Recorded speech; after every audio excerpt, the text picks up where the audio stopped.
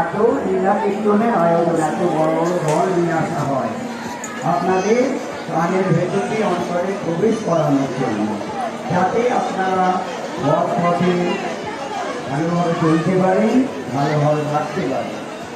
এত নাকি গাড়িটাই হরিবোল হরিবোল।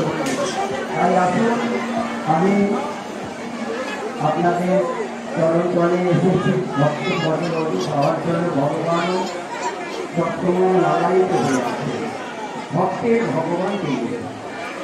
যদি ভক্ত যদি না থাকতো তাহলে ভগবানের কোনো নাম ছিল, কোনো দাম। ভক্ত আছে বলেই তো এত ভগবানের দাম।